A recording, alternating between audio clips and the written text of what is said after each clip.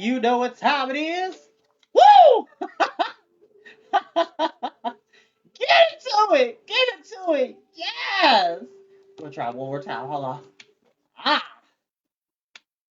There we go. Would you like some Raisinets today? That's an inside joke for anybody that knew me when I used to work at Regal. Hi! Hi! We are back. And no, I don't own the music in the background because we got some Native American flute playing, which is incredibly relaxing. Hmm. I hope everybody's having a great day on my favorite day of the week. Had a full day today, went to therapy, hung out at the house, worked on some work on my laptop, trying to get stuff together on the business end of things with Storytime.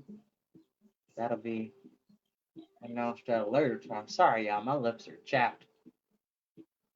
And CarMax is king because I don't need to reapply every 30 minutes. This lasts for a couple hours.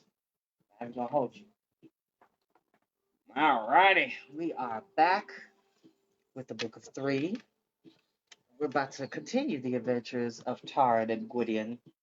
Hopefully, they can find Henwin in the midst of their reverie. Oh, my apologies. Make sure my notifications are off because I do not want to be interrupted. Like I said, you do not have to watch these videos when they go live.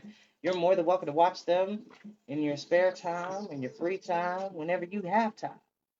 And this is not something I do for profit. This is something I do as my passion project because reading is not just fundamental, it is essential. It is important to learn about different cultures, excel our vocabulary, to learn about different perspectives and put yourself in somebody else's shoes. So without further ado, we will begin. Chapter 5. The Broken Sword. Gurgi ran off, yelping in terror. Gwydion was at Taran's side as the first rider bore down on them. With a quick gesture, Gwydion thrust a hand into his jacket and pulled out the net of grass. Suddenly, the withered wisps grew larger, longer, shimmering and crackling, nearly blinding Taran with streaks of liquid flame. The rider raised his sword. With a shout, Gwydion hurled the dazzling mesh into the warrior's face. Shrieking, the warrior dropped his sword and grappled the air. He tumbled from his saddle while the mesh spread over his body and clung to him like an enormous spider web. Gwydion dragged the stupefied Taran to an ash tree, and from his belt drew the hunting knife which he thrust in Taran's hand. "This is the only weapon I can spare," he cried. "Use it as well as you can." His back to the tree, Gwydion faced the four remaining warriors. The great sword swung a glittering arc. The flashing blades sang above Gwydion's head. The attackers drove against them. One horse reared. Oh, goodness. Hold on, y'all. Sorry about that. Oh, it's too heavy. There we go. Give it a little bit of balance. There we go.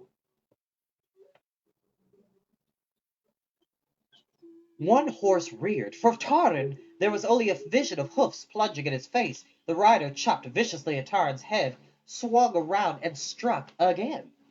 Blindly, Taran lashed out with the knife. Shouting in rage and pain, the rider clutched his leg and wheeled his horse away. There was no sign of Gurgi, but a white streak sped across the field.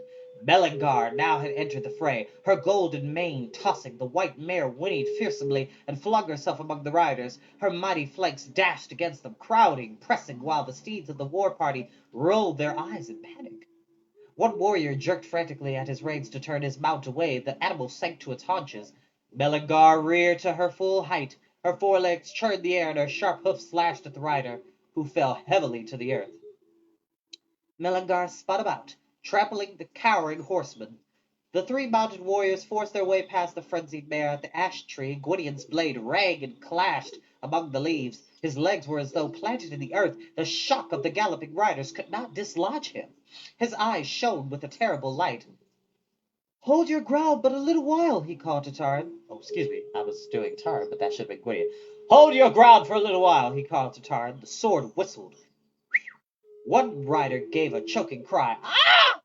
If anybody has watched Star Wars, everybody knows I think it's the Willem cry or Wilson cry, where a stormtrooper falls out. Ah! I can't really do it, but if you hear it, you know exactly what I'm talking about.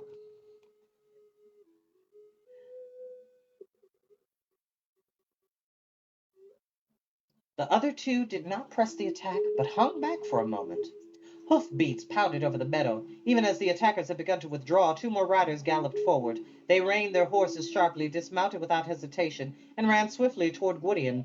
Their faces were pallid, their eyes like stones. Heavy bands of bronze circled their waists, and from these belts hung the black thongs of whips. Knobs of bronze studded their breastplates. They did not bear shield or helmet. Their mouths were frozen in the hideous grin of death.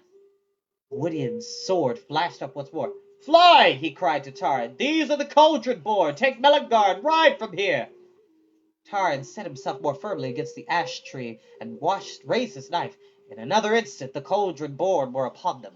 For Taran, the horror beating in him like black wings came not from the livid creatures of the cauldron warriors or their lightless eyes, but from their ghostly silence. The mute men swung their swords. Metal grated against metal. The relentless warriors struck and struck again. Gwydion's blade leapt past one opponent's guard and drove deep into his heart. The pale warrior made no outcry. No blood followed as Gwydion ripped the weapon free. The cauldron boar shook himself once, without a grimace, and moved again to the attack. Gwydion stood as a wolf at bay, his green eyes glittering, his teeth bared. The swords of the cauldron boar beat against his guard. Taran thrust at one of the livid warriors. A sword point ripped his arm and sent the small knife hurtling into the bracken. Blood streaked Gwydion's face where an unlucky blow had slashed his cheekbone and forehead. Once his blade faltered and the cauldron boar thrust at his breast. Gwydion turned, taking the sword at its side. The pale warriors doubled their assault. The great shaggy head bowed wearily as Gwydion stumbled forward. With a mighty cry, he lunged and dropped to one knee with his flagging strength. He fought to raise the blade again. The cauldron boar flung aside their weapons, seized him, threw him to the ground, and quickly bound him. Hi, Kim. Thank you for watching, sweetie. Now the other two warriors approached. One grasped Taran by the throat, the other tied his hands behind him. Taran was dragged to Melangar and thrown across her back, where he lay side by side with Gwydion. "Are you hurt? Are you badly hurt?" asked Gwydion, striving to raise his head. "No," Taran said, "but your own wound is grave." "It is not the wound that pains me," said Gwydion with a bitter smile. "I've taken worse and lived. Why did you not flee as I ordered? I knew I was powerless against the cauldron boar, but I could have held the ground for you, yet you fought well, Tarn of Caerdalwyn." "You are more than a war leader," Tarn whispered. "Why do you keep the truth from me? I remember the net of grass you wove before we crossed Averin, but in your hands today it was no grass I had ever seen." "I am what I told you. The wisp of grass. Yes, it is a little more than that. Dalvin himself taught me the use of it." "You too are an enchanter?"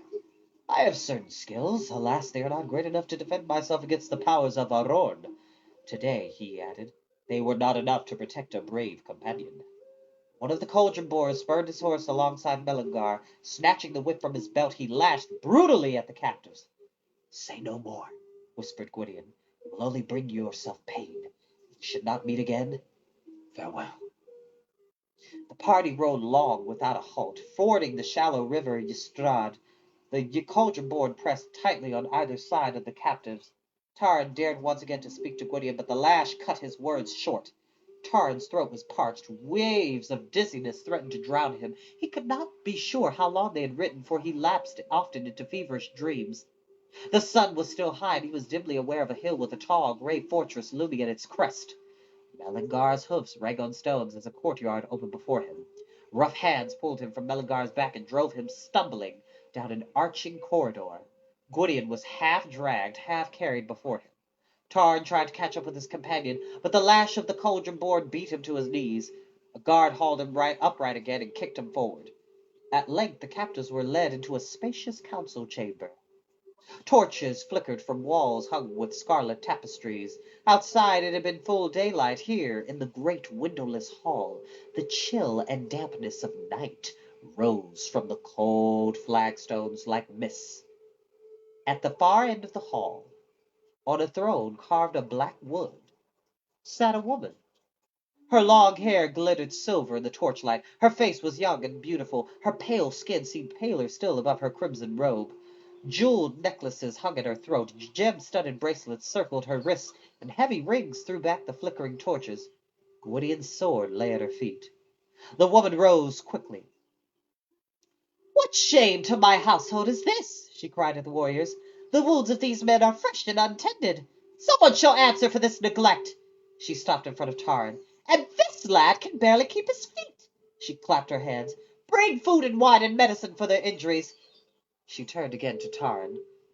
"Poor boy," she said with a pitying smile. "There has been grievous mischief done today." She touched his wound with a soft pale hand. At the pressures of her fingers, a comforting warmth filled Taran's aching body. Instead of pain, a delicious sensation of repose came over him. Repose as he remembered it from days long forgotten in Caerdorban, the warm bed of his childhood, drowsy summer afternoons. "How do you come here?" she asked quietly. "We crossed Great Avrin," Taran began. "You see what had happened—" "Silence!" Gwydion's voice rang out. "She is Akren. She sets a trap for you." Taran gasped.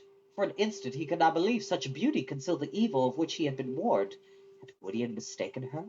Nevertheless, he shut his lips tightly. The woman, in surprise, turned to Gwydion. "This is not courtesy to accuse me thus. Your wound excuses your conduct, but there is no need for anger. Who are you? Why do you—" Gwydion's eyes flashed. "You know me as well as I know you, Akren."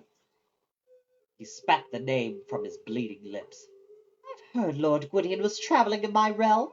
Beyond that—" "Arord set his warriors to slay us," cried Gwydion, "and here they stand in your council hall. Do you say that you know nothing more?" "Arord set warriors to find, not slay you," answered Akren, "or you would not be alive at this moment. Now that I see your face to face," she set her eyes on Gwydion, "I am glad such a man is not bleeding out his life in a ditch, for there is much we have to discuss, and much that you can profit from." "If you entreat me," said Gwydion, "unbind me and return my sword." "You make demands," Akren said gently. "Perhaps you do not understand. I offer you something you cannot even have if I loosened your hands and gave back your weapon. By that, Lord Gwydion, I mean your life." "In exchange for what?" "I thought to bargain with another life," said Akron, glazing at Tarn, "but I see he is of no consequence, alive or dead." "No," she said, "there are other, pleasanter ways to bargain. You do not know me as well as you think, Gwydion. There is no future for you beyond these gates. Here I can promise—" "Your promises reek of Anuven," cried Gwydion. "I scorn them. It is no secret what you are." Akron's face turned livid. Hissing, she struck at Gwydion. Her blood-red nails raked his cheek. Akron unsheathed Gwydion's sword. Holding it in both hands, she strove the point toward his throat, stopping only a hair-breadth away from it. Gwydion stood proudly, his eyes blazing. "No," cried Akron, "I will not slay you. You shall come to wish I had and beg the mercy of a sword. You scorn my promises. This promise will be well kept." Akren raised the sword above her head and smote with all force against a stone pillar. Sparks flashed, the blade rang unbroken. With a screaming of rage, she dashed the weapon to the ground. The sword shone still undamaged.